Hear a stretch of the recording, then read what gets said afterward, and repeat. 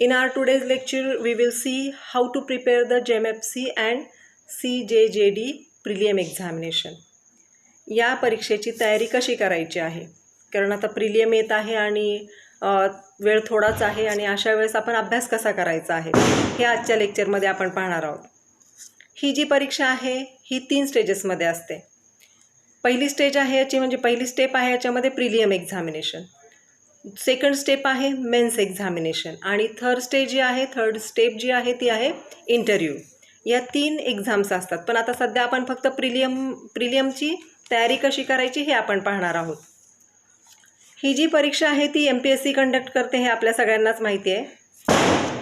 This prelim exam is not to check your knowledge. ही परीक्षा तुमचं नॉलेज चेक करण्याची नाही किंवा ही अकॅडमिक पेपर देण्याची नाही आहे. इथे तुम्हाला काय करायचं आहे, हे एका प्रकारचं इलिमिनेशन राऊंड आहे.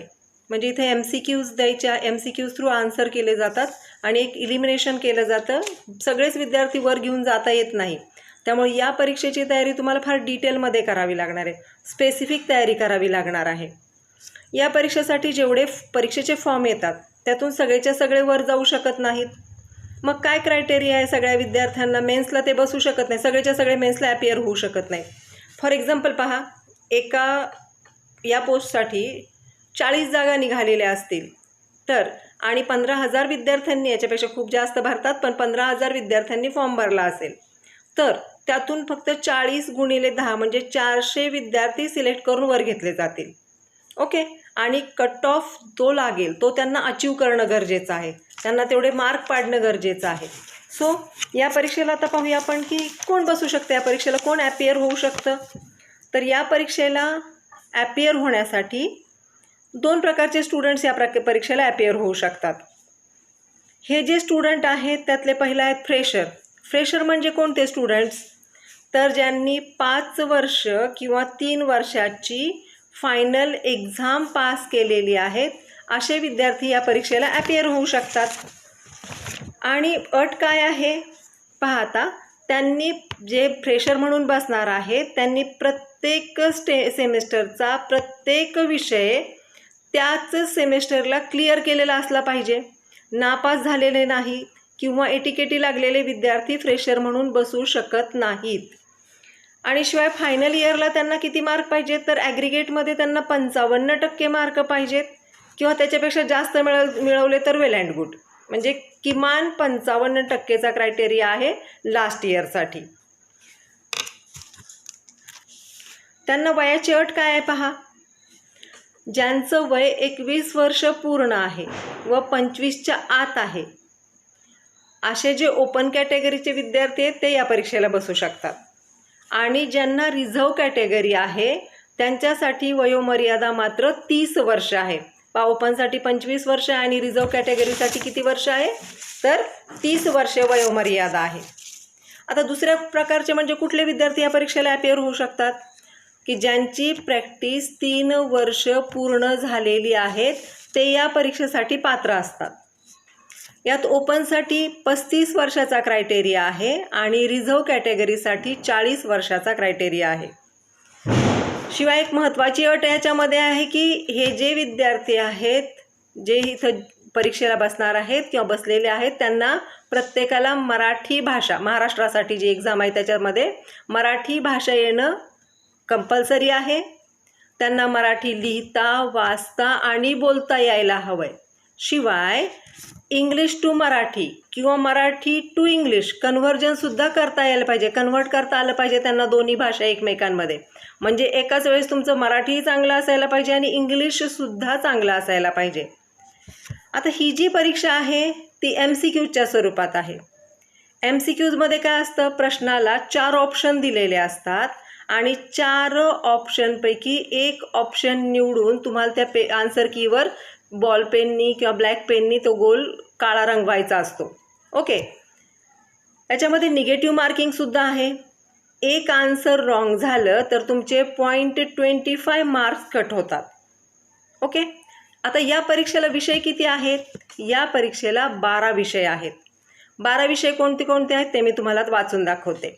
पहिला जो विषय आहे criminal procedure code CRPC, CPC म्हणजे civil procedure code, TP, transfer of property, specific relief act, Maharashtra rent control act, constitution of India, Indian penal code, law of contract, sales of goods act, Indian partnership act, evidence act आणि limitation act. हे 12 विषय आहेत या परीक्षेसाठी. या परीक्षेसाठी total mark असतात 100पैकी ही परीक्षा असते. आणि याचं जे मीडियम आहे ते इंग्लिश मीडियममधून ही परीक्षा घेतली जाते. ओके. मेन्स आणि प्रिलियमचा एक अभ्यास कॉमनली एकत्रितपणेच करायला हवा आहे, कारण की मेन्सचा अभ्यास करत असताना आपण जास्तीचं वाचन करणार आहोत आणि जवळजवळ 10 सब्जेक्ट हे सिमिलर आहेत दोन्हीमध्ये. सो याच्यामध्ये आपण एकत्रितपणे अभ्यास केला तर आपोआपच आपलं नॉलेज डिटेल होत जाईल आणि आपल्याला MCQs देणं सोपं जाईल. ओके. तयारी कशी करायची याची? तर ही जी एक्झाम आहे ही तुमचं नॉलेज चेक करण्यासाठी नाही. इथं तुम्हाला डिस्क्रिप्टिव्ह काहीच लिहायचं नाही आहे. इथं तुम्हाला एक ऑप्शन निवडायचा आहे, म्हणजे you should know the perfect answer of that question. Okay. त्यामुळे तुम्ही फक्त बेअर ॲक्ट वाचून ही परीक्षा पास होऊ शकता. सर्व विषयाचे बेअर ॲक्ट नवीन घ्यायचे आहेत. ज्यांच्याकडे आहेत त्यांचं वेल अँड गुड. ज्यांनी आधी परीक्षा दिल्या त्यांच्याकडे तर असणारच आहे, पण जे आत्ता नवीन बसणार आहेत जे विद्यार्थी, त्यांनी बेअर ॲक्ट खरेदी करायचे आहेत नवीन आणि त्यातून अभ्यास करायचा आहे. आणि जितके जमतील तितके MCQs सॉल्व करायचे आहेत. अच्छा, बेअर ॲक्ट वाचत असताना तुम्हाला डिटेलमध्ये वाचन करायचं आहे, लाईन बाय लाईन. प्रत्येक वाक्य वाचायचं आहे, त्याचा अर्थ समजून घ्यायचा आहे आणि त्यातून मग आपल्याला MCQचे प्रश्नांचे ते कळत जातं आपल्याला. शिवाय जितके जमतील तितके MCQs सॉल्व करायचे आहेत. तुम्हाला खूप सारी पुस्तकं अवेलेबल आहेत मार्केटमध्ये MCQ सॉल्व करण्याचे, आणि इतर राज्यातसुद्धा या परीक्षा घेतल्या जातात. त्यामुळे इतर राज्यांची जरी पुस्तकं तुम्हाला मिळाली तर जे आपले विषय आहेत त्याचे MCQs तुम्ही त्यातून सॉल्व करू शकता. याच्यामध्ये कॉमनली कॉन्स्टिट्यूशन आणि स्पेसिफिक रिलीफ ॲक्टचे जे केस लॉज आहेत त्याच्यावर पण प्रश्न विचारले जाऊ शकतात. ज्या लीडिंग केसेस आहेत, ज्या इम्पॉर्टंट केसेस आहेत किंवा जे सेलिब्रेटिंग केसेस आहेत त्यांच्या जजमेंटकडे पण लक्ष द्यायला पाहिजे. त्यांच्या जजमेंट्समधून सुद्धा प्रश्न येतात. तर यांच्या जजमेंटची एक वेगळी लिस्ट तयार करायला पाहिजे आणि त्याचंसुद्धा नीट वाचन केलं गेलं पाहिजे. कॉन्स्टिट्यूशनमध्ये जे शेड्यूल दिलेले आहेत त्याचाही नीट अभ्यास केला पाहिजे, कारण त्याच्यावर बरेच प्रश्न येऊ शकतात. महत्त्वाचे आर्टिकल्स जे आहेत कॉन्स्टिट्यूशनमधले, फॉर एक्झाम्पल आर्टिकल 14 आहे, 19 आहे, 21 आहे, आर्टिकल 32 आहे, आर्टिकल 226 आहे. या सगळ्यांचा तुम्ही डिटेल अभ्यास केला गेला पाहिजे तुमचा. शिवाय याच्यामध्ये काही केसेस दिलेले आहेत, लीडिंग केसेस, त्याचा पण तुम्ही अभ्यास केला पाहिजे. आणि तुम्हाला you should know in detail, हे सगळं डिटेलमध्ये माहिती असायला पाहिजे. बाकीचे जे सब्जेक्ट आहेत त्याचेसुद्धा सेक्शन वाईज तुम्ही अभ्यास केला गेला पाहिजे. फॉर एक्झाम्पल इव्हिडन्स ॲक्ट आहे किंवा CRPC आहे, याच्यामध्ये तुमच्या कन्सेप्ट्स क्लिअर असायला पाहिजे. तुमच्या जर कन्सेप्ट क्लिअर असतील तर प्रश्न कसाही आला तरीसुद्धा तुम्हाला उत्तर लिहिता येतं. तुम्हाला त्या कन्सेप्ट जर क्लिअर नसतील तर तुम्ही तिथं बरेच उत्तरं कशी असतात ते एकमेकांमध्ये साधर्म्य दाखवणारे उत्तरं असतात. मग अशा वेळेस विद्यार्थी फार कन्फ्यूज होतात. आणि कन्फ्युजन कशामुळे होतं? कारण आपल्यामध्ये क्लिअर कट माइंडमध्ये आपला अर्थ माहिती नसतो त्याचा, किंवा क्लिअर कट उत्तर आपल्याला माहीत नसतं.